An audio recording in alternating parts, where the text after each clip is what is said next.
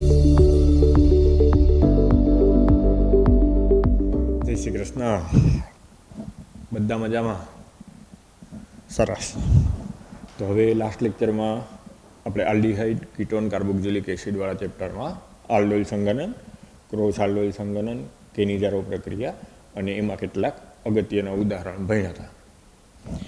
Topic important છે, concept વ્યવસ્થિત રીતના ક્લિયર કરવાનો છે, એટલે આજે પાછું થોડુંક એનું રિવિઝન કરાવી અને પછી આપણે પ્રકરણમાં આગળ વધીશું.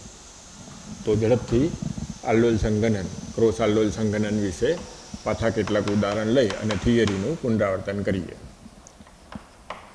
તો આલ્ડોલ સંઘનન માટે સૌથી પાયાની બાબત આ થાય કે આલ્ફા હાઇડ્રોજન હોય તેવા આલ્ડીહાઇડ અથવા કીટોન બેઝિક માધ્યમમાં આ પ્રક્રિયા આપે. શું કામે આ પ્રક્રિયા આપે? તો બેઝિક માધ્યમમાં આલ્ફા હાઇડ્રોજન એસિડિક હોવાથી એ આ બેઝ સાથે જોડાઈ જાય, પરિણામે આલ્ડીહાઇડનો એક અણુ કાર્બ એનાયન ઉત્પન્ન કરે. એટલે પ્રક્રિયા દરમિયાન આલ્ડીહાઇડનો એક અણુ કેન્દ્રાનુરાગી પ્રક્રિયક તરીકે વર્તે. દાખલા તરીકે મેં એમ કીધું હોય કે મારી પાસે પ્રોપેનાલ છે અથવા બ્યુટેનાલ છે, તો બેઝિક માધ્યમની અંદર આલ્ફા હાઇડ્રોજન એસિડિક હોવાથી એ બેઝિક માધ્યમ સાથે જોડાઈ જાય, પરિણામે આ પ્રકારનો એક કાર્બ એનાયન ઉત્પન્ન થાય. જો બ્યુટેનાલ લીધું હોય તો સમજી શકો કે આ પ્રકારનો એક કાર્બ એનાયન ઉત્પન્ન થશે.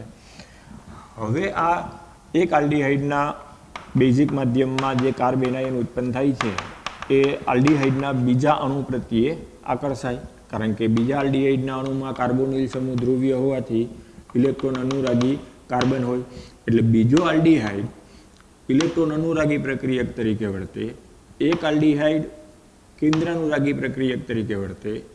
આ કાર્બેનાયન કાર્બનના ધનવિજભાર પ્રત્યે આકર્ષાય, પરિણામે બે આલ્ડીહાઇડના અણુ જોડાય અને આ પ્રકારની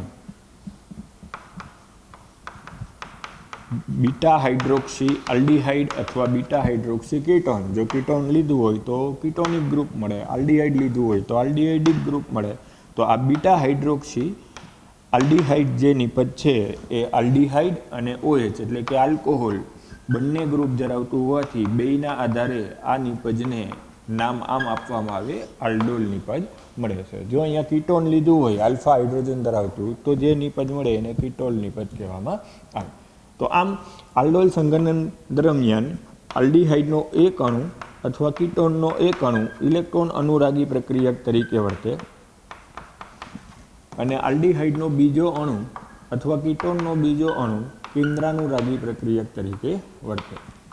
એટલે અત્યારે હું આમ કહી શકું કે આ પ્રોપેનાલનો અણુ ઇલેક્ટ્રોન અનુરાગી છે, જેના ઉપર આ કેન્દ્રાનુરાગી આયન એટેક કરી અને આ આલ્ડોલ નિપજ આપે છે. જો આલ્ડોલ નિપજનું IUPAC નામ આપવું હોય તો આમ અપાય 3-હાઇડ્રોક્સી 2-મિથાઇલ પેન્ટેનાલ.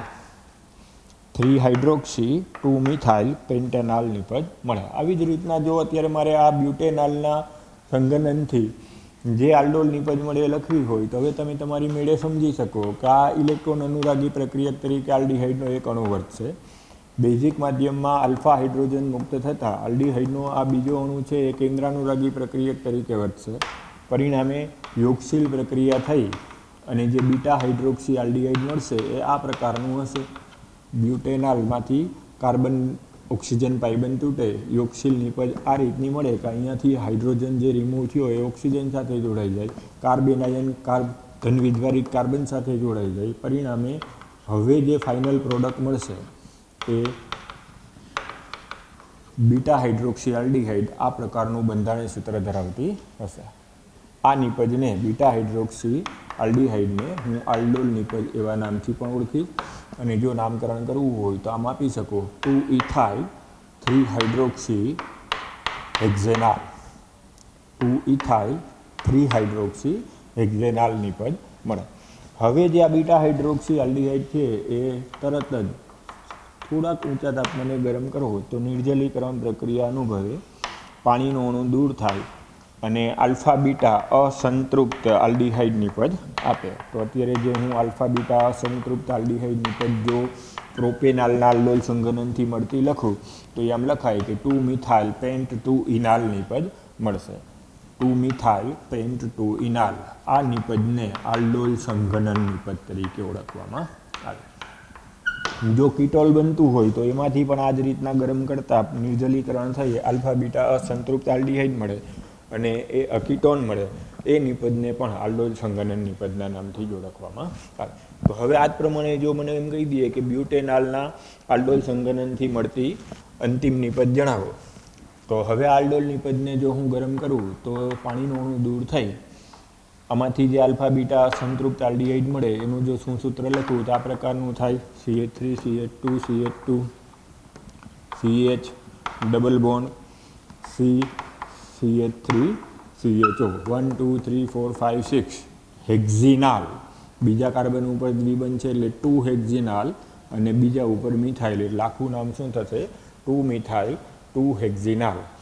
આ આલ્ડોલ સંઘનન નિપજ બ્યુટેનાલના સ્વયં આલ્ડોલ સંઘનનથી મળતી નિપજ કહેવાય.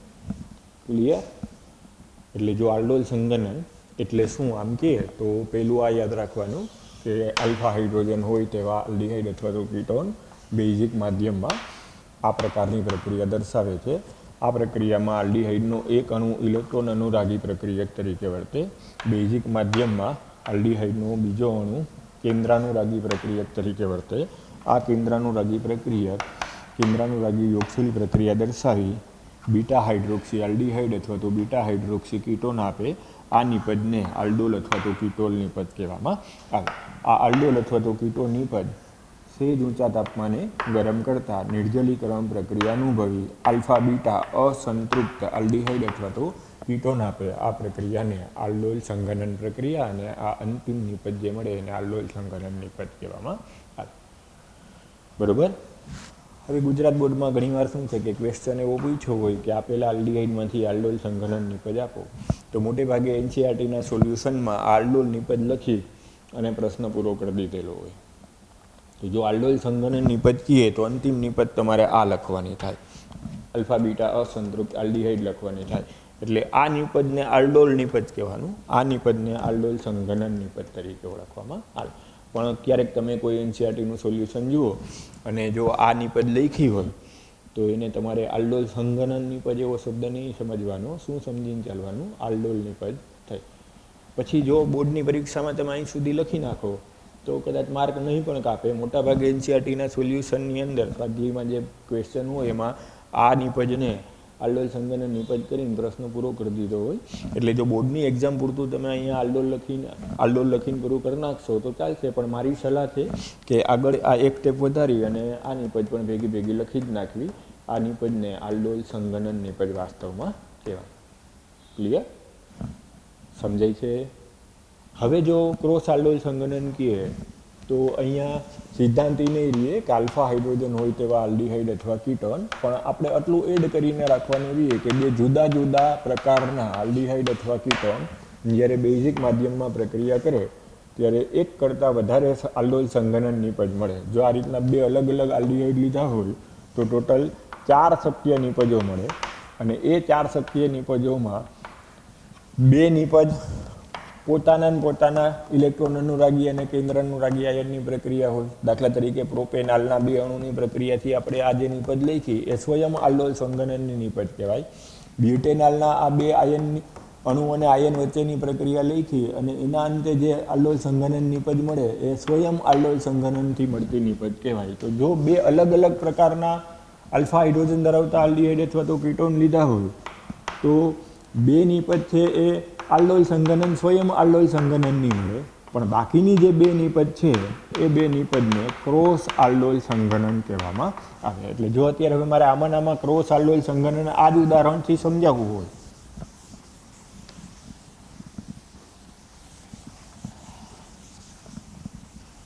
તો એને હું આ રીતના સમજાવી શકું કે આ પ્રોપેનાલમાંથી જે કેન્દ્રાનુરાગી આયન ઉત્પન્ન થયો બેઝિક માધ્યમમાં એ હું અહીંયા લખું છું.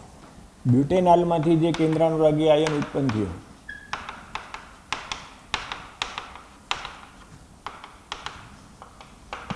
એ હું અહીં લખું છું. હવે આ કેન્દ્રાનુરાગી આયન પ્રોપેનાલ ઇલેક્ટ્રોન અનુરાગી પ્રક્રિયક તરીકે વર્તી અને જે આલ્ડોલ નિપજ આપે એને સ્વયં આલ્ડોલ સંઘનન નિપજ કહેવાય. પણ હવે હું આમ બોલું કે પ્રોપેનાલ કેન્દ્રાનુરાગી પ્રક્રિયક તરીકે વર્તે અને બ્યુટેનાલ ઇલેક્ટ્રોન અનુરાગી પ્રક્રિયક તરીકે વર્તે. આવી શક્યતા એક પાત્રમાં જ્યારે આપણે બે આલ્ડીહાઇડને બેઝિક માધ્યમમાં લીધા હોય ત્યારે રહીએ. તો આ શક્યતાથી જ્યારે કેન્દ્રાનુરાગી યોગશીલ પ્રક્રિયા થઈ અને આલ્ડોલ નિપજ મળે એને ક્રોસ આલ્ડોલ નિપજ કહેવાય. પ્રોપેનાલ કેન્દ્રાનુરાગી લઉં અને બ્યુટેનાલ ઇલેક્ટ્રોન અનુરાગી લઉં ત્યારે હવે જે નિપજ મળશે આવી થશે. બ્યુટેનાલના ધ્રુવીય કાર્બોનિલ સમૂહ સાથે જ્યારે આ કેન્દ્રાનુરાગી યોગશીલ પ્રક્રિયા આપે ત્યારે હવે જે ફાઇનલ પ્રોડક્ટ મળે તમે સમજી શકો CH3 CH2 CH2 CH oxygen સાથે શું જોડાઈ ગયું H+ એટલે OH. આની સાથે આ કેન્દ્રાનુરાગી આયન જોડાણો એટલે હવે જે ફાઇનલ પ્રોડક્ટ મળી એ કઈ થાય આ પ્રકારની આલ્ડોલ નિપજ થાય. બીટા હાઇડ્રોક્સી આલ્ડીહાઇડ થાય તો આ નિપજનું જો નામ આપવું હોય તો આમ અપાય 3 હાઇડ્રોક્સી 2 મિથાઇલ 1 2 3 4 5 6 હેક્ઝેનાલ 3 હાઇડ્રોક્સી 2 મિથાઇલ હેક્ઝેનાલ નિપજ મળે. ક્લિયર? તો આ 3 હાઇડ્રોક્સી 2 મિથાઇલ હેક્ઝેનાલ નિપજમાં કોણ કેન્દ્રાનુરાગી અને કોણ ઇલેક્ટ્રોન અનુરાગી છે આવું ક્યારેક પૂછે તો એમ કહેવાય બ્યુટેનાલ ઇલેક્ટ્રોન અનુરાગી છે અને પ્રોપેનાલ કેન્દ્રાનુરાગી આયન તરીકે વર્તે છે. આની જો આલ્ડોલ સંઘનન નિપજ હવે આપણે અંતિમ આલ્ફા બીટા અસંતૃપ્ત આલ્ડીહાઇડ લખવો હોય તો હવે હું આમ લખી શકું CH3 CH2 CH2 CH double bond C CH3 CHO 2 methyl hex 2 enal 2 methyl hex 2 enal એ બ્યુટેનાલ અને પ્રોપેનાલના આલ્ડોલ સંઘનન નિપજ તરીકે વર્તે છે એમ કહેવાય. ક્લિયર? સમજાય છે? અઘરું નથી પણ કન્સેપ્ટ તમારે ભલે બીજી વાર ઉદાહરણ નવું લઈને આપણે શીખવું પડે એનો મને વાંધો નથી પણ કન્સેપ્ટ આખો ક્લિયર થઈ જવો જોઈએ. ક્રોસ આલ્ડોલ સંઘનન અને સ્વયં આલ્ડોલ સંઘનન વચ્ચે ફરક શું? તો સ્વયં આલ્ડોલ સંઘનન બે સમાન આલ્ડીહાઇડ કે બે સમાન કીટોન આલ્ફા હાઇડ્રોજન ધરાવતા હોય એની સાથેની સંઘનન પ્રક્રિયા થાય. ક્રોસ આલ્ડોલ સંઘનન એટલે બે જુદા જુદા આલ્ડીહાઇડ અથવા તો કીટોન જે આલ્ફા હાઇડ્રોજન ધરાવતા હોય એની બેઝિક માધ્યમમાં પ્રક્રિયા કરો ત્યારે જોવા મળતી સંઘનન પ્રક્રિયા થાય. એવી વખતે જે ટોટલ શક્ય નિપજો મળે એમાંની કેટલીક સ્વયં આલ્ડોલ સંઘનન હોય અને કેટલીક ક્રોસ આલ્ડોલ સંઘનન હોય. માનો કે બે જુદા જુદા આલ્ડીહાઇડ કે કીટોન લીધા છે તો બે સ્વયં આલ્ડોલ સંઘનન નિપજ થશે, બે ક્રોસ આલ્ડોલ સંઘનન નિપજ થશે. મેં કયું ઉદાહરણ લઈને સમજાવ્યું? પ્રોપેનાલ અને બ્યુટેનાલ. તો પ્રોપેનાલથી સ્વયં આલ્ડોલ સંઘનન અને બ્યુટેનાલથી સ્વયં આલ્ડોલ સંઘનનની પ્રક્રિયા પહેલાં સમજાવી. હવે ક્રોસ આલ્ડોલની પ્રક્રિયા આપણે સમજીએ તો પ્રોપેનાલ કેન્દ્રાનુરાગી અને બ્યુટેનાલ ઇલેક્ટ્રોન અનુરાગી હોય ત્યારની જે સ્વયં આલ્ડોલ સંઘનન નિપજ છે એ આ થશે. હવે એનાથી વિપરીત વિચારો, સ્પાર્ટ વર્ક કરો, આવડી જ જાય. હવે એમ વિચારો કે બ્યુટેનાલ કેન્દ્રાનુરાગી છે અને પ્રોપેનાલ ઇલેક્ટ્રોન અનુરાગી છે. એટલે એનો મતલબ કે આ કાર્બન આયન પ્રોપેનાલના ધનવીજભારિત કાર્બન ઉપર એટેક કરી અને જે કેન્દ્રાનુરાગી યોગશીલ નિપજ આપે એ આપણે લખવાની. તો હવે લખવાની ટ્રાય કરો નોટમાં. તો તમે લખી શકશો CH3 CH2 CH OH CH CH2 CH3 અને CHO. બ્યુટેનાલ કેન્દ્રાનુરાગી આયન તરીકે વર્તી અને બેઝિક માધ્યમમાં પ્રોપેનાલ સાથે જ્યારે કેન્દ્રાનુરાગી યોગશીલ પ્રક્રિયા આપશે ત્યારે આ આલ્ડોલ નિપજ મળશે. આ બીટા હાઇડ્રોક્સી આલ્ડીહાઇડનું જો મારા IUPAC નામ આપવું હોય તો આમાં પાઈ 2 ethyl 3 hydroxy pentanal 2 ethyl 3 hydroxy pentanal. Clear? હવે જો આનું આલ્ડોલ સંઘનન નિપજમાં એટલે કે અસંતૃપ્ત આલ્ફા બીટા આલ્ડીહાઇડમાં કન્વર્ઝન કરું તો પાણીનો અણુ દૂર થઈ અને જે ફાઇનલ પ્રોડક્ટ મળે હું આવી લખી શકું 2 ethyl pant 2 enal 2 ethyl pant 2 ઇનાલ. તો આને ક્રોસ આલ્ડોલ સંઘનન નિપજ કહેવાય. કયા પ્રકારની ક્રોસ આલ્ડોલ સંઘનન નિપજ કહેવાની? કેમ કે આનું પ્રોપેનાલ ઇલેક્ટ્રોન અનુરાગી પ્રક્રિયક અને બ્યુટેનાલ કેન્દ્રાનુરાગી પ્રક્રિયક તરીકે વર્તે એવી ક્રોસ આલ્ડોલ સંઘનન નિપજ આ 2 ઇથાઇલ પેન્ટિનાલ થશે, પેન્ટ 2 ઇનાલ થશે. ક્લિયર? બધાને એટલે આલ્ડોલ સંઘનન અને ક્રોસ આલ્ડોલ સંઘનન આપણે એક જ ઉદાહરણની અંદર એકસાથે શીખી લીધું. આવી જ રીતના બે અલગ અલગ કીટોન લઈ શકો, એક આલ્ડીહાઇડ અને એક કીટોન પણ લઈ શકો. હવે આમાં એક વધારાની શક્યતા મેં તમને સમજાવી હતી, જેનું સંશ્લેષિત મહત્ત્વ ઘણું બધું છે, કે એવું કરો એક પાત્રમાં એક આલ્ફા હાઇડ્રોજન ધરાવતો આલ્ડીહાઇડ અથવા કીટોન લઈ લ્યો અને એક આલ્ફા હાઇડ્રોજન ન હોય એવો આલ્ડીહાઇડ પસંદ કરો. હવે બેઝિક માધ્યમમાં જ્યારે આ પ્રક્રિયા કરશો ત્યારે આમાં તો આલ્ફા હાઇડ્રોજન છે જ નહીં, એટલે આ એક પ્રક્રિયક તો ઇલેક્ટ્રોન અનુરાગી પ્રક્રિયક તરીકે જ વર્તશે, પરંતુ આમાં આલ્ફા હાઇડ્રોજન છે એટલે આની અંદરથી કેન્દ્રાનુરાગી આયન ઉત્પન્ન થશે.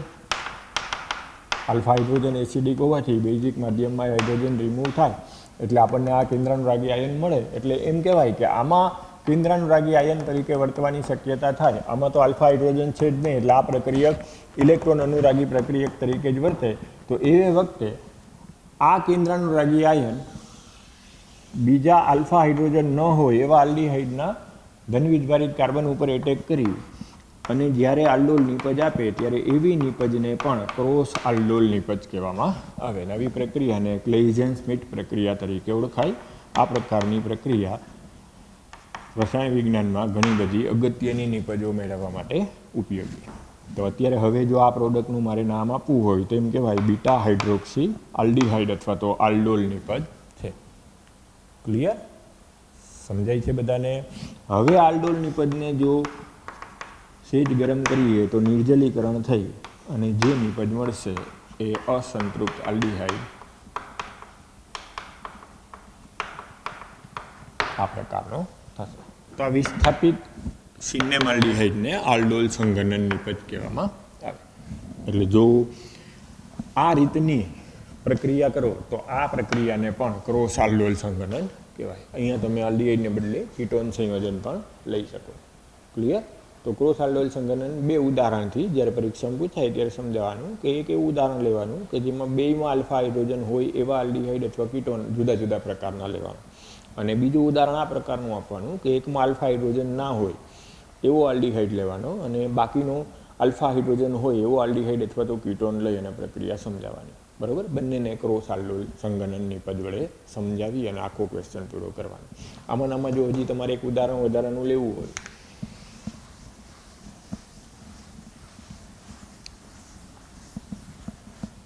તો આવું પણ આપણને પૂછી શકે કે ફોર્માલ્ડીહાઇડની એસિટાલ્ડીહાઇડ સાથે પ્રક્રિયા કરતા મળતી ક્રોસ આલ્ડોલ નિપજ જણાવો. ફોર્માલ્ડીહાઇડની એસિટાલ્ડીહાઇડ સાથે બેઝિક માધ્યમમાં પ્રક્રિયા કરતા મળતી ક્રોસ આલ્ડોલ સંઘનન નિપજ જણાવો. ધારો કે મેં આવો ક્વેશ્ચન તમને પૂછી લીધો કે આ એક્સ નિપજ કઈ છે એ કયો. શું પ્રશ્ન છે? મિથેનાલ અને ઇથેનાલની બેઝિક માધ્યમમાં પ્રક્રિયા કરી ગરમ કરતા મળતી ક્રોસ આલ્ડોલ સંઘનન નિપજ જણાવો. તો હવે જો તમને અત્યારે મેં ઉદાહરણ આપ્યું એ સમજાઈ ગયું હોય તો આમાં તમે આસાનીથી કહી શકો કે આમાં આલ્ફા હાઇડ્રોજન નથી, આમાં આલ્ફા હાઇડ્રોજન છે. આલ્ફા હાઇડ્રોજન છે એટલે એમાંથી કેન્દ્રાનુરાગી આયન આ પ્રકારનો ઉત્પન્ન થશે. આ કેન્દ્રાનુરાગી આયન કાર્બોનિલ કાર્બન ઉપર એટેક કરશે એટલે કે ફોર્માલ્ડીહાઇડ ઇલેક્ટ્રોન અનુરાગી પ્રક્રિયક તરીકે વર્તશે. આથી હવે જે આખી પ્રોડક્ટ મળશે આવી થશે CH2OH, CH2CHO. આ ક્રોસ આલ્ડોલ નિપજ છે એને ગરમ કરતાં આ જે આલ્ડોલ નિપજ મળી એને ગરમ કરતાં પાણીનું અણુ દૂર થઈ અને જે ક્રોસ આલ્ડોલ સંઘનન નિપજ મળે એ એક્રોલિન અથવા તો એક્રાલ્ડીહાઇડ હોય. તો જો મેં ફોર્માલ્ડીહાઇડ લીધું હોય અને એમ કહી દઉં ફોર્માલ્ડીહાઇડમાંથી એક્રોલિન અથવા તો એક્રાલ્ડીહાઇડ બનાવો તો આ ક્રોસ આલ્ડોલ સંઘનન પ્રક્રિયાથી બનાવી શકાય. એટલે આ પ્રકારની ક્રોસ આલ્ડોલ સંઘનન પ્રક્રિયા ક્લેઇઝેન-સ્મિથ પ્રક્રિયા ઘણું બધું સંશ્લેષિત મહત્વ ધરાવે છે. આવું યાદ રાખવાનું. સિન્નેમાલ્ડીહાઇડ અગત્યનો પદાર્થ છે, આ એક્રાલ્ડીહાઇડ અગત્યનો પદાર્થ છે. તો એ બધા બનાવવા હોય તો આ ક્લેઇઝેન-સ્મિથ પ્રક્રિયા વડે બનાવી શકાય. બરોબર? ક્લિયર? સંપૂર્ણપણે. હવે આમાં ઇન્ટ્રામોલેક્યુલર આલ્ડોલ સંઘનન સમજીએ. આંતઃ આણ્વીય આલ્ડોલ સંઘનન એક ઉદાહરણથી સમજીએ. તો આંતઃ આણ્વીય આલ્ડોલ સંઘનનની ક્યારે શક્યતા હોય તો બે આલ્ડીહાઇડ અથવા તો બે કીટોન अथवा तो एक आल्डिहाइड અને એક કીટોનિક ગ્રુપ હોય એક જ સંયોજનની અંદર, એટલે કે ડાયાલ હોય અથવા ડાયોન હોય અથવા ઓક્સો અને આલ બે ગ્રુપ એક જ સંયોજનની અંદર હોય અને જ્યારે બેઝિક માધ્યમમાં પ્રક્રિયા કરો ત્યારે એક જ અણુમાં આલ્ડોલ સંઘનન થઈ જાય, એટલે કે એક કાર્બોનિલ સમૂહ કેન્દ્રાનુરાગી પ્રક્રિયક તરીકે વર્તે અને એક કાર્બોનિલ સમૂહ ઇલેક્ટ્રોન અનુરાગી પ્રક્રિયક તરીકે વર્તે અને ચક્રીય પ્રણાલી ધરાવતું અસંતૃપ્ત આલ્ડિહાઇડ અથવા તો કીટોન સંયોજન મળી જાય. પ્રક્રિયાના અંતે આલ્ડોલ સંઘનન નિપજ અસંતૃપ્ત ચક્રીય પ્રણાલી ધરાવતું આલ્ડિહાઇડ કે કીટોન મળી જાય તો એવી પ્રક્રિયાઓ માટે આંતઃ આણ્વીય આલ્ડોલ સંઘનન શબ્દ વપરાય. 5 કે 6 કાર્બન ધરાવતી ચક્રીય પ્રણાલી વધારે સ્થાયી હોય એટલે મુખ્ય નિપજ 5 કે 6 કાર્બન ધરાવતી ચક્રીય અસંતૃપ્ત આલ્ડિહાઇડ કે કીટોનની જોવા મળે. એટલે હવે આ વસ્તુને આપણે ઉદાહરણથી સમજવાનો પ્રયત્ન કરીએ. તો મેં જે લાસ્ટ ટેસ્ટ છે એમાં આવો એક ક્વેશ્ચન પૂછ્યો હતો. જો એ ક્વેશ્ચન સોલ્વ કરી નાખીએ તો ઓટોમેટિકલી તમને આંતઃઆણ્વીય આલ્ડોલ સંઘનન પ્રક્રિયા સમજાઈ જશે. મેં આમ કીધું હોય કે મને આ વાય નિપજ સમજાવો. વાય નિપજ આપણે જાણવી છે કઈ છે, તો સ્ટાર્ટિંગ સાયક્લોહેક્ઝીનથી કરો. સાયક્લોહેક્ઝીનનું ઓઝોનોલિસિસ કરો એટલે આ દ્વિબંધનું વિખંડન થાય. દ્વિબંધનું વિખંડન થાય, અહીંયા કોઈ વિસ્થાપિત આર નથી એટલે અહીંયા functional group C double bond O છેવાડે આવે એટલે જે બે છેડામાં ઓક્સિજન દાખલ થશે એને કારણે ડાયાલ સંયોજન બનશે. આ છેડો CHOમાં કન્વર્ઝન થઈ ગયો. હવે શું થાય? CH2 CH2 CH2 CH2 એટલે 4 વાર હું શું લખું? મિથિલિન સમૂહ. ફરી પાછો આ છેડામાં ઓક્સિજન ઉમેરાય એટલે ત્યાં પણ આલ્ડિહાઇડિક ફંક્શનલ ગ્રુપ આવે એટલે એમ બોલાય કે હેક્ઝેન ડાયાલ બનશે. સાયક્લોહેક્ઝીનનું જો ઓઝોનોલિસિસ કરી પાણીની હાજરીમાં ઝીંક ધાતુ વડે જો પ્રક્રિયા કરવામાં આવે તો આમાંથી બંને ટર્મિનલ ગ્રુપ આલ્ડિહાઇડિક ગ્રુપમાં કન્વર્ટ થશે એટલે આમ ફાઇનલ પ્રોડક્ટ કઈ મળશે? હેક્ઝેન 1,6 ડાયાલ. આ હેક્ઝેન 1,6 ડાયાલ એટલે X નિપજ થઈ. આ નિપજનું હવે બેઝિક માધ્યમમાં પ્રક્રિયા કરી સહેજ ઊંચા તાપમાને ગરમ કરતા મળતી અંતિમ નિપજ વાય તમારે મેળવવાની. એટલે બેઝિક માધ્યમમાં હવે આલ્ફા હાઇડ્રોજન દૂર થાય એસિડિક હોવાથી એટલે આ કાર્બન આયન તરીકે વર્તે. આ આલ્ડિહાઇડિક ગ્રુપનો કાર્બોનિલ સમૂહ ઇલેક્ટ્રોન અનુરાગી પ્રક્રિયક તરીકે વર્તે. આ કાર્બનના ધનવીજવાર ઉપર એટેક કરે એટલે એક ચક્રીય પ્રણાલી ઉત્પન્ન થાય. એટલે હવે જે આલ્ડોલ નિપજ છે જો તમારે સમજવી હોય તો આ રીતના આ કાર્બનને આની સાથે જોડી દો.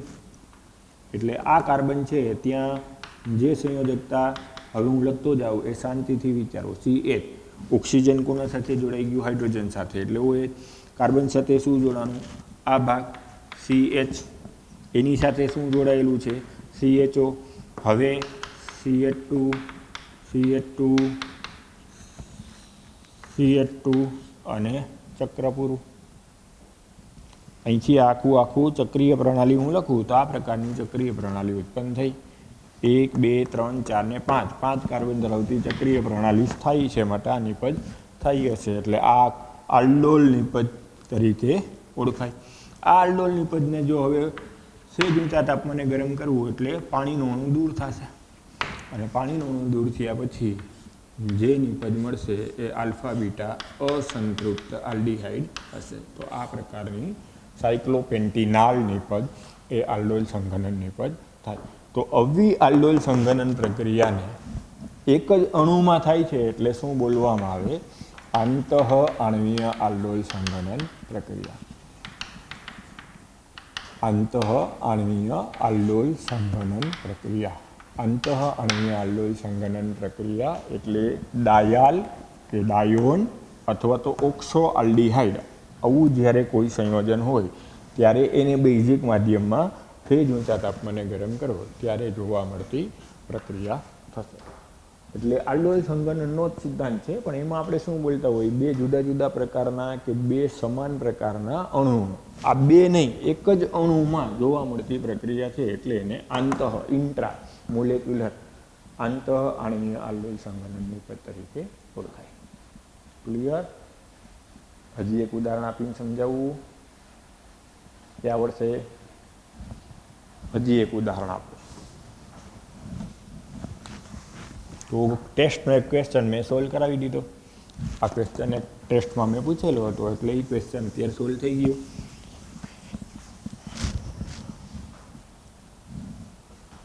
આને આ ક્વેશ્ચન મેં આવી રીતના પૂછ્યો હતો કે એક સંયોજન છે જેને બેઝિક માધ્યમમાં ગરમ કરવાથી સાયક્લોપેન્ટીનાલ નિપજ મળે છે. તો આ એક સંયોજન કયું છે અને 4 ઓપ્શન આપ્યા હતા. તો હવે એ ક્વેશ્ચન અત્યારે સોલ્વ થઈ ગયો કે હવે તમને આવડી જવો જોઈએ કે હેક્ઝેન 1,6 ડાયલ હોય. હમણાં જ હજુ આપણે કહીના કે હેક્ઝેન 1,6 ડાયલની ઇન્ટ્રામોલેક્યુલર આલ્ડોલ કન્ડેન્સેશનથી આ પ્રોડક્ટ મળી.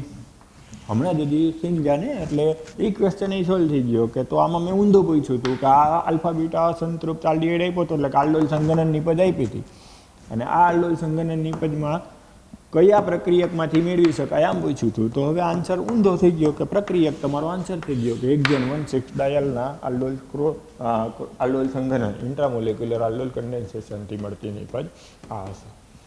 એટલે એનો ઓપ્શન કયો આવશે? Hexane 1,6 dial.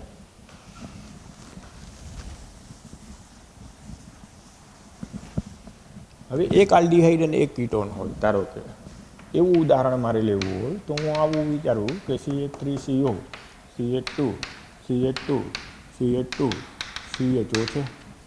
નામ આપવું હોય તો આમાં પાઈ 5-ઓક્સો હેક્ઝેનાલ, 5-ઓક્સો હેક્ઝેનાલ. આ પ્રક્રિયકની બેઝિક માધ્યમમાં પ્રક્રિયા કરી તે જ ઊંચા તાપમાને ગરમ કરતાં મળતી સંઘનન નિપજ જણાવો. તો હવે આલ્ડીહાઇડ અને કીટોન બે છે. તો કેન્દ્રાનુરાગી યોગશીલ પ્રક્રિયા માટે વધારે પ્રબળતા કોની હોય? આલ્ડીહાઇડની હોય. આવું આપણે ભણી ગયા છીએ. કીટોનમાં અવકાશી અવરોધ વધારે હોય અથવા તો ઇલેક્ટ્રોન દાતા સમૂહની હાજરીને કારણે કાર્બોનિલ સમૂહની ધ્રુવીયતા ઓછી હોય. બે પરિબળોને લીધે કીટોનની સાપેક્ષ પ્રતિક્રિયાત્મકતા કેન્દ્રાનુરાગી યોગશીલ પ્રક્રિયા પ્રત્યેની આલ્ડીહાઇડ કરતાં ઓછી હોય. એટલે હવે આનો આલ્ફા હાઇડ્રોજન રિમૂવ થવાને બદલે આનો આલ્ફા હાઇડ્રોજન રિમૂવ થાય. આ ઇલેક્ટ્રોન અનુરાગી પ્રક્રિયક તરીકે વધશે અને આ કેન્દ્રાનુરાગી પ્રક્રિયક તરીકે વધશે. બસ ખાસ એ ધ્યાન રાખવાનું. કીટોન છે એ ઇલેક્ટ્રોફાઇલ તરીકે નહીં વર્તે. ઇલેક્ટ્રોફાઇલ તરીકે કોણ વધશે? આલ્ડીહાઇડ. રીઝન શું? કે આલ્ડીહાઇડની કેન્દ્રાનુરાગી યોગશીલ પ્રક્રિયા પ્રત્યેની પ્રતિક્રિયાત્મકતા વધારે હોય કોના કરતાં? કીટોન કરતાં. એટલે અહીંથી હાઇડ્રોજન હું દૂર કરી નાખું તો આ ફંક્શનલ ગ્રુપ છે એ કેન્દ્રાનુરાગી આયન તરીકે વર્તું ને આ ઇલેક્ટ્રોન અનુરાગી પ્રક્રિયક તરીકે વર્તો તો મુખ્ય નિપજ એ ના મળે.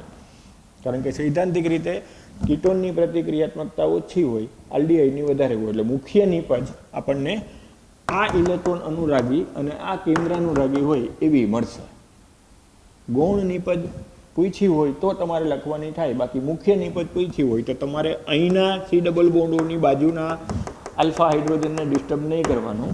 આલ્ડીહાઇડિક ગ્રુપ જ્યારે ડાયાલ કે ડાયોન કે એક કીટોન એક આલ્ડીહાઇડ હોય ને આપણે ઇન્ટ્રામોલેક્યુલર કન્ડેન્સેશન સમજાવવું હોય ત્યારે જો એક આલ્ડીહાઇડ અને એક કીટોનિક ગ્રુપ હોય ત્યારે ખાસ આ ધ્યાન રાખવાનું કે આલ્ડીહાઇડિક ગ્રુપના બાજુના આલ્ફા હાઇડ્રોજનને લઈ અને મળતી નિપજ મુખ્ય નિપજ ના હોય. એટલે આને ઇલેક્ટ્રોન અનુરાગી રાખવાનો. કીટોનની બાજુનો આલ્ફા હાઇડ્રોજન ડિસ્ટર્બ કરવાનો. તો જો હું આનો આલ્ફા હાઇડ્રોજન ડિસ્ટર્બ કરી અને અહીંથી ચક્રીય પ્રણાલી ઉત્પન્ન કરવું તો 1, 2, 3, 4 4 કાર્બન ધરાવતું ચક્ર મળે. તો હમણાં હજુ મેં કીધું કે 4 કાર્બન ધરાવતી ચક્રીય પ્રણાલી સ્થાયી ન હોય તો હવે આ બાજુનો આલ્ફા હાઇડ્રોજન ડિસ્ટર્બ કરો. અહીંથી હાઇડ્રોજન જો હું ડિસ્ટર્બ કરી દૂર કરવું બેઝિક માધ્યમમાં અને કાર્બન આયન બનાવવું અને આ કાર્બન આયન જો અહીંયા ઇલેક્ટ્રોન અનુરાગી પ્રક્રિયક સાથે યોગશીલ પ્રક્રિયા દર્શાવવું તો 1, 2, 3, 4, 5, 6 6 કાર્બન ધરાવતી ચક્રીય પ્રણાલી મળે તો એ સ્થાયી હોય. એટલે મુખ્ય સ્થાયી નિપજ માટે મિથાઇલ સમૂહનો હાઇડ્રોજન આલ્ફા હાઇડ્રોજન બેઝિક પ્રણાલીમાં મુક્ત થાય. પરિણામે હવે આ કાર્બન આયન આના ઉપર એટેક કરે. એ એટેક કરતાં જે નિપજ મળતી હોય એ લખવાનો પ્રયત્ન કરો. CHOH એની સાથે CH2 પાછું CH2 CH2 C double bond O CH2 એ કોની સાથે જોડાનું છે? કાર્બન સાથે જોડાનું છે. એટલે આવી 6 કાર્બન ધરાવતી ચક્રીય પ્રણાલી ધરાવતું કીટોલ સંયોજન તમને મળ્યું. હવે આ 6 કાર્બન ધરાવતી ચક્રીય પ્રણાલી ધરાવતા કીટોલને ઊંચા તાપમાને ગરમ કરો એટલે આલ્ફા બીટા અસંતૃપ્ત કીટોન મળે, જે ફાઇનલ પ્રોડક્ટ ગણાય. એટલે હવે જે ફાઇનલ પ્રોડક્ટ છે એ જો પૂછી હોય તો તમારે આવી લખવાની થાય. સાયક્લોહેક્ઝિનોન. પછી હવે જો મારે કાર્બનનું માળખું આમ લખી નાખવું હોય તો હું આખું માળખું આમ લખી નાખ્યું.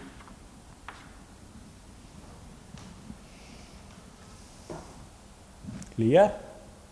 સમજાય છે બધાને? બધાને સાયક્લોહેક્ઝિનોન મળશે. ફાઇનલ પ્રોડક્ટ સાયક્લોહેક્ઝિનોન મળશે. તો આને આંતઃ આણ્વીય આલ્ડોલ સંઘનન કહેવામાં આવે. એટલે મને એક બે જણાનું સજેશન આવ્યું હતું કે ક્રોસ આલ્ડોલ સંઘનન અને આંતઃ આણ્વીય આલ્ડોલ સંઘનન એકાદ ઉદાહરણ આપી અને હજુ પાછું એક વખત સમજાવજો. એટલે મેં તમને આખું પાછું રિવિઝન કરીને સમજાવ્યું. હજી એ ના સમજાય તો પાછું મને કહી દેજો. હવે હું પર્સનલી ફોનમાં તમને સમજાવી દઈશ. બરાબર? પણ મેં આની પહેલાંય કીધું હતું, હજુ કહું છું કે આ ટોપિક ઓપ્શનમાં કાઢવાનો નથી. ન આવડે તો ચલાવી લેવાનું નથી. પાછું મને કહેવાનું, હું પાછું નવું ઉદાહરણ દઈને પ્રયત્ન કરીશ. એક ફોબિયા કાઢી નાખવાનો, અઘરો ક્વેશ્ચન નથી, સાવ સહેલો છે અને ઇન્ટરેસ્ટિંગ છે, મજાનો છે. ત્યાર પછી કેનિજારો પ્રક્રિયા રિવિઝન કરવાની જરૂર નથી, બહુ સહેલી છે, આવડે એવી છે કે આલ્ફા હાઇડ્રોજન ના હોય એવા આલ્ડીહાઇડ સાથે થતી પ્રક્રિયા છે. ખાસ નોંધવાનું, કીટોન સાથેની નહીં. આલ્ફા હાઇડ્રોજન ન હોય તેવા આલ્ડીહાઇડ બેઝિક માધ્યમમાં, સાંદ્ર પ્રબળ બેઝિક માધ્યમમાં રેડોક્સ વિષમીકરણ પ્રક્રિયા અનુભવી કાર્બોક્સિલિક એસિડનો સોડિયમ ક્ષાર અને આલ્કોહોલ આપે. એ પ્રક્રિયાને કેનિજારો પ્રક્રિયા કહેવામાં આવે. એમાં આપણે ક્રોસ કેનિજારો પ્રક્રિયા પણ સાથે સાથે ભણી લીધી. આવડશે? માનો કેમ કહી દઈએ ક્લોરાલની કેનિજારો પ્રક્રિયા સમજાવો તો ક્લોરાલ એટલે મેં તમને આની પહેલાં એક વખત સમજાવ્યું હતું. ટ્રાયક્લોરો એસિટાલ્ડીહાઇડને ક્લોરાલ કહેવાય. જો યાદ કરો, ક્લોરોફોર્મની બનાવટ વખતે આપણા સંયોજન ભણ્યા હતા ક્લોરાલ. તો હવે ક્લોરાલ સંયોજનની જ્યારે સાંદ્ર પ્રબળ બેઝના દ્રાવણમાં પ્રક્રિયા કરવામાં આવે ત્યારે ક્લોરાલમાં આલ્ફા હાઇડ્રોજન નથી. આલ્ફા હાઇડ્રોજન નથી એટલે આ સંયોજન કેનિજારો પ્રક્રિયા દર્શાવશે. તો કેનિજારો પ્રક્રિયાને અંતે જે નિપજ મળે એ કઈ હશે? એમ કહેવાય સોડિયમ અથવા પોટેશિયમ ક્ષાર અને આલ્કોહોલ નિપજ હશે. બરાબર? આવડશે?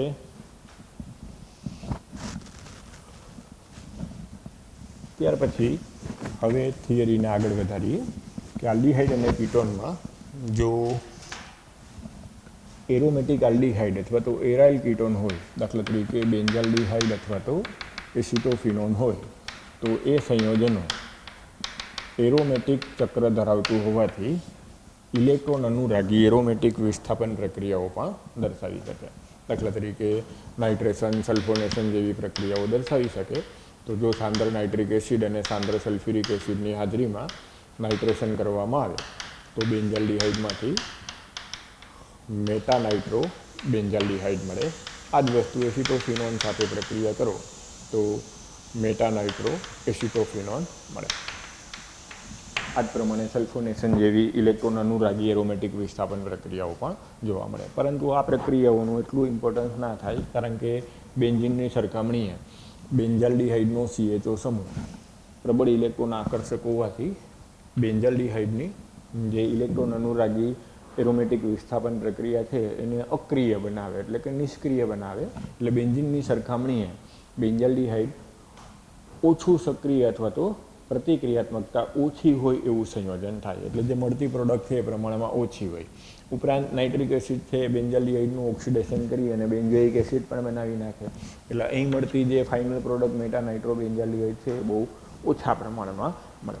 એટલે આમ સંશ્લેષિત મહત્ત્વ આ બધી પ્રક્રિયાઓનું એટલું બધું ના થાય. એટલે આમ એક્ઝામની દ્રષ્ટિએ એટલી ઇમ્પોર્ટન્ટ નહીં, પણ આપણને કોઈ પૂછે કે એરોમેટિક આલ્ડીહાઇડ અથવા એરોમેટિક કીટોન હોય તો એમાં આ પ્રકારની પ્રક્રિયાનો ઉલ્લેખ કરવો જરૂરી બને. એટલે આપણે ભણવી પડે કે એરોમેટિક કીટોન અથવા તો એરાઇલ પ્રકારના આલ્ડીહાઇડ એ ઇલેક્ટ્રોન અનુરાગી એરોમેટિક વિસ્થાપન પ્રક્રિયા દર્શાવે. બરાબર? એમાં બે વસ્તુ ધ્યાન રાખવાની કે બેન્ઝીનની સરખામણીએ આ પ્રક્રિયાની પ્રતિક્રિયાત્મકતા ઓછી હોય કારણ કે CHO અથવા COR સમૂહ, એસાઇલ સમૂહ અથવા તો આ ફોર્માઇલ સમૂહ બેન્ઝીનને ઇલેક્ટ્રોન અનુરાગી વિસ્થાપન પ્રક્રિયા માટે અક્રિય બનાવે છે.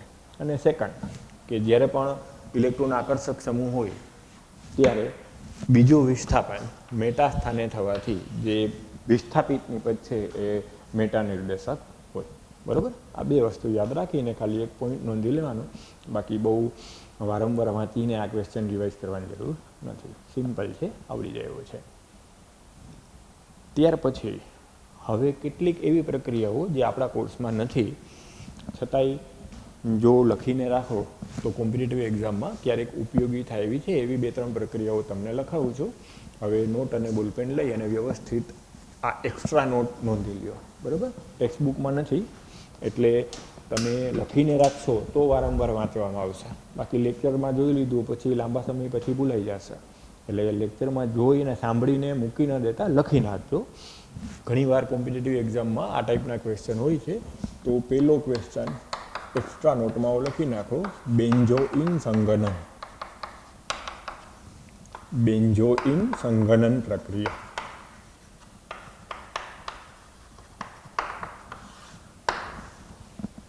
બેન્ઝાલ્ડિહાઇડની જ્યારે જલીય કેસીએનના આલ્કોહોલિક દ્રાવણ સાથે પ્રક્રિયા કરવામાં આવે ત્યારે બેન્ઝાલ્ડિહાઇડના 2 અણુ વચ્ચે સંઘનન પ્રક્રિયા થઈ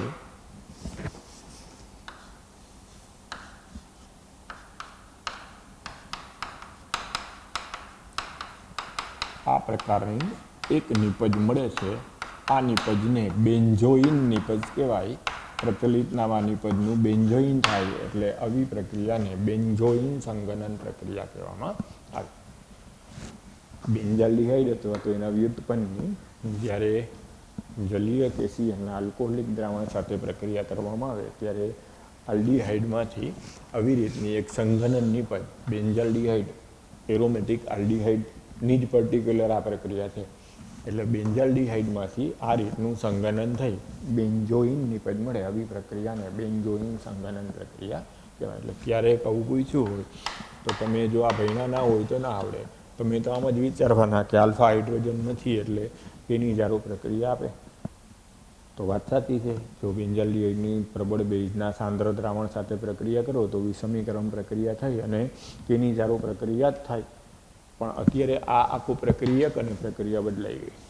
એટલે જો એવું ક્યારેક આવે કે બેન્ઝોઇન સંઘનન શું છે તો તમને જો આ ભણ્યા હશો તો યાદ હશે તો આવડી જશે. તો આ પ્રક્રિયાને બેન્ઝોઇન સંઘનન કહેવાય. JEE અને નીટ માટે યાદ રાખજો.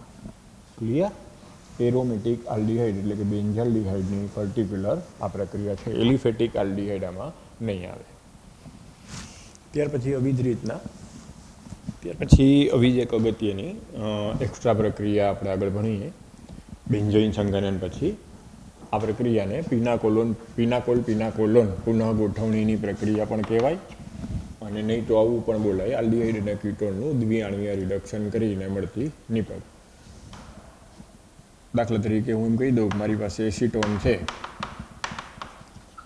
અને જો આવી રીતના પ્રક્રિયા કરીએ મેગ્નેશિયમ ધાતુની હાજરીમાં એસિડિક માધ્યમમાં પાણી સાથે પ્રક્રિયા કરીએ તો એસીટોનના 2 અણુઓનું રિડક્શન થઈ આ પ્રકારની વિસિનલ ડાયોલ નિપજ મળે. આવી વિસિનલ ડાયોલ નિપજને પ્રચલિત નામ પિનાકોલ તરીકે ઓળખવામાં આવે. આવી વિસિનલ ડાયોલ નિપજ માટે કયું નામ વપરાય? પિનાકોલ. જેવી રીતના આપણે કેમ આલ્ડોલ શબ્દ વાપર્યો હતો આના માટે કયો શબ્દ વાપરવામાં આવે? પિનાકોલ. આ જે પિનાકોલ નિપજ છે એનું પાછું જો હું એસિડિક માધ્યમમાં પ્રક્રિયા કરું, સલ્ફ્યુરિક એસિડ જેવા ભેજશોષક પદાર્થની હાજરીમાં એસિડિક માધ્યમમાં પ્રક્રિયા કરું તો મિકેનિઝમથી સમજવું હોય તો આમ સમજો કે આ પ્રોટોનેશન થાય એટલે આ રીતનું પ્રોટોનેટેડ આલ્કોહોલ બને. આ પ્રોટોનેટેડ આલ્કોહોલ અસ્થાયી હોય એટલે પાણી દૂર થઈ કાર્બ કેટાયન બને.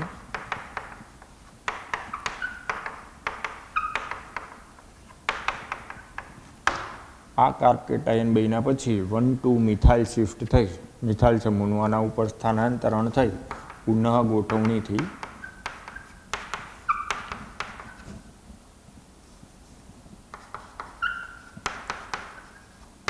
આ પ્રકારનો નવો કાર્બ કેટાયન ઉત્પન્ન થાય. આ કાર્બ કેટાયન બન્યા પછી વિપ્રોટોનેશન થાય. પહેલાં પ્રોટોન દાખલ થયો, હવે પ્રોટોન દૂર થાય. વિપ્રોટોનેશન થવાથી આ રીતનું વિસ્થાપિત કીટોન બને. તો આવા વિસ્થાપિત કીટોનને પિનાકોલોન તરીકે ઓળખવામાં આવે. એટલે આ પ્રક્રિયાને પિનાકોલોન પુનઃ ગોઠવણીની પ્રક્રિયા કહેવાય. આવા વિસ્થાપિત આલ્ડીહાઇડ અથવા કીટોન વિસિનલ ડાયોલમાંથી મેળવવા હોય તો આ પ્રક્રિયાનો ઉપયોગ જનરલી કરવામાં આવે. એટલે અત્યારે મેં અહીંયા એસિટોન લીધું તો ફાઇનલ પ્રોડક્ટ કઈ મળી? 3,3-ડાયમિથાઇલ બ્યુટેન 2-ઓન. તો આવા વિસ્થાપિત કીટોન કે આલ્ડીહાઇડ મેળવવા હોય તો જનરલી આ પ્રકારની પ્રક્રિયાનો ઉપયોગ થાય. એટલે સાવ એક્સ્ટ્રા છે, ગુજરાત બોર્ડમાં તો છે જ નહીં. જી નીટની તૈયારી જેને કરવાની હોય એ લોકો આ વસ્તુ લખી નાખે. ક્યારેક કોઈક વખત બહુ અઘરું પેપર કાઢવું હોય તો આ પ્રશ્ન પૂછે કે ધારો કે એવું કહી દીધું કે એસિટોનની મેગ્નેશિયમ ધાતુની હાજરીમાં અને પછી ત્યારબાદ પાણી એસિડિક માધ્યમમાં પાણી સાથેની પ્રક્રિયા કરતા, તો ત્યારે પહેલી નિપજ પિનાકોલ હોય. પિનાકોલનું IUPACનામાં આ પ્રોડક્ટ માટે આપવું હોય તો આમ અપાય 2,3-ડાયમિથાઇલ બ્યુટેન 2,3-ડાયોલ. આવા વિસિનલ ડાયોલ બહુ સરળતાથી એસિડિક માધ્યમમાં પાણીનો અણુ દૂર થઈ અને પુનઃ ગોઠવણી કરી અને આવું વિસ્થાપિત કીટોન આપી શકે. આ નિપજને પિનાકોલોન કહેવાય અને આ નિપજને પિનાકોલ કહેવાય. એટલે આખી પ્રક્રિયાને પિનાકોલોન પુનઃ ગોઠવણીની પ્રક્રિયા કહેવાય. હજુ એક ઉદાહરણ લઈને સમજાવવું હોય તો વધારાનું હજી એક ઉદાહરણ આપું છું. દાખલા તરીકે એસિટોફિનોન આપ્યું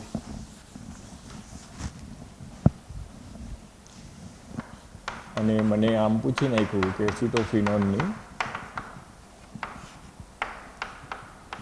મેગ્નેશિયમ ધાતુ સાથે અને ત્યારબાદ એસિડિક માધ્યમમાં પાણી સાથે પ્રક્રિયા કરતાં X નિપજ મળે, જેની સલ્ફ્યુરિક એસિડ જેવા એસિડિક માધ્યમમાં પાછી પ્રક્રિયા કરતાં નિપજ Y મળે તો X અને Y જણાવો. તો હવે જો તમને મેં શીખવાડ્યું યાદ હોય તો પહેલાં દ્વિઆણવીય રિડક્શન થઈ અને વિસિનલ ડાયોલ નિપજ મળશે.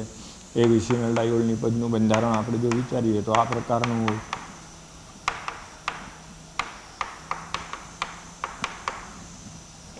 હવે આ વિસિનલ ડાયોલ છે એ એસિડિક માધ્યમમાં સૌથી પહેલાં કાર્બ કેટાયન ઉત્પન્ન કરશે પાણીનો દૂર થઈને. ત્યારબાદ મિથાઇલ અથવા ફિનાઇલ સમૂહનું સ્થાનાંતરણ થશે, નવો કાર્બ કેટાયન બનશે. તો સ્થાનાંતરણનો ક્રમ આ યાદ રાખવાનો. પહેલાં હાઇડ્રોજન હોય તો હાઇડ્રોજનનું સ્થાનાંતરણ થાય, એ ના હોય તો ફિનાઇલ સમૂહનું સ્થાનાંતરણ થાય અને એ ના હોય તો મિથાઇલ અથવા તો આલ્કાઇલ સમૂહનું સ્થાનાંતરણ થાય. તો અત્યારે હવે આ કાર્બ કેટાયન બન્યા પછી મિથાઇલ કે ફિનાઇલમાંથી પહેલું માઇગ્રેશન કોનું થશે? ફિનાઇલ સમૂહનું થશે. પરિણામે ફિનાઇલ સમૂહ અહીંયા સ્થાનાંતરણ પામશે એટલે હવે જે પ્રોડક્ટ મળશે એ આવી મળશે CH3C plus OH C CH3 C6H5 C6H5. હવે આમાંથી પ્રોટોનેશન વિપ્રોટોનેશન થશે. પહેલાં પ્રોટોન દાખલ થયો, હવે પ્રોટોન દૂર થશે. પ્રોટોન દૂર થવાથી આની વચ્ચે દ્વિબંધ આવી જાય એટલે જે કીટોન વિસ્થાપિત મળશે એ આ રીતનો વિસ્થાપિત કીટોન હશે. તો આવા વિસ્થાપિત કીટોન બનાવવા હોય અથવા આલ્ડીહાઇડ બનાવવા હોય ત્યારે આ પિનાકોલોન ગોઠવણી પ્રક્રિયાનો ઉપયોગ થાય. જનરલી હવે આ ટાઈપના ક્વેશ્ચન બહુ ઓછા પૂછાય છે એટલે બહુ ડીપમાં મિકેનિઝમને એ ભણવાની જરૂર નથી. ખાલી એક આડકતરો ઉલ્લેખ મેં તમને કર્યો, ભલે ટેક્સ્ટબુકમાં નથી છતાંય આવી પ્રક્રિયા જો ક્યારેક આવે તો તમે ભણ્યા હો તો યાદ આવે કે ભાઈ આવી રીતની આલ્ડીહાઇડ કે કીટોનની દ્વિઆણવીય રિડક્શન પ્રક્રિયાથી પહેલાં વિસિનલ ડાયોલ મળે અને એ વિસિનલ ડાયોલનું એસિડિક માધ્યમમાં નિર્જલીકરણ અને પુનઃ ગોઠવણી થઈ અને આવા વિસ્થાપિત આલ્ડીહાઇડ અથવા તો કીટોન બને. આ પ્રક્રિયાને પિનાકોલોન પુનઃ ગોઠવણીની પ્રક્રિયા કહેવાય. પહેલાં જે મળી વિસિનલ ડાયોલ પ્રોડક્ટ એને પિનાકોલ નિપજ કહેવાય અને એમાંથી જે આવા વિસ્થાપિત કીટોન મળે એને પિનાકોલોન કહેવામાં આવે. એ દરમિયાન પુનઃ ગોઠવણીની પ્રક્રિયા થાય એટલે એને પુનઃ ગોઠવણીની પ્રક્રિયા કહેવામાં આવે. પહેલાં જે કાર્બ કેટાયન બને એ કાર્બ કેટાયનમાંથી પછી વધુ સ્થાયી કાર્બ કેટાયન બનવા માટે પુનઃ ગોઠવણી થાય. એ પુનઃ ગોઠવણી દરમિયાન જો પહેલાં હાઇડ્રોજન હોય, આ કાર્બન ઉપર જો હાઇડ્રોજન હોત તો પહેલાં હું હાઇડ્રોજનનું માઇગ્રેશન કરત. હાઇડ્રોજન નથી તો ફિનાઇલ સમૂહ છે તો પહેલાં ફિનાઇલ સમૂહનું માઇગ્રેશન કરવું. એ નથી તો આલ્કાઇલ સમૂહનું માઇગ્રેશન થાય. આ ક્રમમાં હંમેશા માઇગ્રેશન થઈ અને પછી અંતિમ નિપજ વિપ્રોટોનેશનથી તમને આલ્ડીહાઇડ અથવા તો કીટોન મળે. બરાબર? થોડુંક નવું છે, સ્લાઇટ ડિફરન્ટ છે પણ ન આવડે એવું નથી અને બહુ એટલું બધું ફોબિયા રાખીને ભણવાની જરૂર નથી. શાંતિથી નિરાતે લખી અને થાય તો કરો, ફરજિયાતમાં નથી. કોમ્પિટિટિવ એક્ઝામ માટે ઘણીવાર આવા જૂના વખતના પેપર સોલ્વ કરો ને તો આવા પ્રશ્ન મળતા. જનરલી હવે નવી એનટીએની જે સ્ટાઇલ છે એ પ્રમાણે કદાચ બહુ આવું બહારનું ના પૂછે, પણ JEEમાં ક્યારેક જવલ્લે આવા ટાઈપના ક્વેશ્ચન આવી જાય છે, એટલે હું JEE માટે વધારે લખાવું છું. સાથે સાથે નીટવાળા એ લખી નાખે કે જો આવું પૂછી નાખે તો ક્યાંક તમે આવું ક્યારેક ભણ્યા હશો તો એ ક્વેશ્ચનને સોલ્વ કરવાનો પ્રયત્ન કરી શકશો. બરાબર? તો આને આલ્ડીહાઇડ અને કીટોનનું દ્વિઆણવીય રિડક્શન કહેવાય. જનરલી કીટોન માટે વધારે સરળતાથી આ પ્રક્રિયા થાય, એટલે અત્યારે મેં તમને ઉદાહરણ કીટોનમાં આપ્યા. આ જ વસ્તુ આલ્ડીહાઇડમાં પણ વિચારી શકાય. ક્લિયર? વિસિનલ ડાયોલ અને વિસિનલ ડાયોલમાંથી વિસ્થાપિત કીટોન. વિસિનલ ડાયોલને પિનાકોલ અને વિસ્થાપિત કીટોનને પિનાકોલોનના નામથી ઓળખવામાં આવે. જે રીતના આપણે આલ્ડોલ શબ્દ વાપરો ને એવી રીતના આમાં પ્રચલિત નામ પિનાકોલ શબ્દ વાપરવામાં આવે. આવી જ એક હજુ વધારાની પ્રક્રિયા લખાવું છું, એ પણ લખી નાખું. આ પ્રક્રિયાને વિટિગ પ્રક્રિયા કહેવામાં આવે. વિટિગ પ્રક્રિયા. વિટિગ પ્રક્રિયામાં કોઈ પણ આલ્ડીહાઇડ અથવા કીટોનને આલ્કાઇલિડીન ટ્રાઇફિનાઇલ ફોસ્ફોરેન સાથે પ્રક્રિયા કરવામાં આવે, જેને ઘણીવાર ફોસ્ફરસ યીલ્ડ તરીકે પણ ઓળખવામાં આવે. તો આ આલ્કાઇલિડીન ટ્રાઇફિનાઇલ ફોસ્ફોરેનની જ્યારે કાર્બોનિલ સમૂહ સાથે પ્રક્રિયા કરો ત્યારે એમાંથી ટ્રાઇફિનાઇલ ફોસ્ફોનિયમ ઓક્સાઇડ દૂર થઈ જાય. બહુ સરળતાથી આ સંઘનન પ્રક્રિયા થાય. આટલો ભાગ ટ્રાઇફિનાઇલ ફોસ્ફોનિયમ ઓક્સાઇડ દૂર થઈ જાય અને બાકીનું આ રીતનું વિસ્થાપિત આલ્કીન નિપજ મળે. તો આ વિસ્થાપિત આલ્કીન નિપજ મેળવવા માટે આલ્ડીહાઇડ અને કીટોનની ફોસ્ફરસ યીલ્ડ સાથેની પ્રક્રિયા કરતા જે પ્રક્રિયા થાય એને વિટિગ પ્રક્રિયા તરીકે ઓળખવામાં આવે. માનો કે અત્યારે અહીંયા મેં બેન્ઝાલ્ડીહાઇડ લીધું છે અને તમને એમ કહી દીધું ફોસ્ફરિય આલ્કાઇલિડીન ટ્રાઇફિનાઇલ ફોસ્ફોરેન અથવા તો ફોસ્ફરસ યીલ્ડ સાથે પ્રક્રિયા કરો. ધારો કે અહીંયા હું 2 મિથાઇલ સમૂહ લઈ અને પ્રક્રિયા કરું છું, તો હવે જે પ્રોડક્ટ મળે એ ટ્રાઇફિનાઇલ ફોસ્ફોનિયમ ઓક્સાઇડ દૂર થઈ અને આ પ્રકારની વિસ્થાપિત આલ્કીન મળે. આ પ્રકારની વિસ્થાપિત આલ્કીન નિપજ મળે. અહીંયા ધારો કે મેં હાઇડ્રોજન લીધું હોત અને તમને એમ પૂછ્યું હોત કે મળતી નિપજ જણાવો, તો જો હવે સ્માર્ટનેસ વાપરો, બહુ ઝડપથી સીધું જ પ્રોડક્ટ લખી નાખો તો તમે એમ કહી દો કે સ્ટાયરીન મળે. જો અહીંયા વિસ્થાપિત ન લીધું હોય અને ફોસ્ફરસ યીલ્ડ હાઇડ્રોજનવાળી જે સિમ્પલની પ્રક્રિયા છે એ જ લીધું હોય તો નિપજ કઈ મળે? સ્ટાયરીન. અહીંયા મેં વિસ્થાપિત ફોસ્ફરસ યીલ્ડ લીધું હોત તો તમે એમ કહેત કે આવી વિસ્થાપિત આલ્કીન નિપજ મળે. અહીંયા ધારો કે મેં એસિટોન લીધું હોય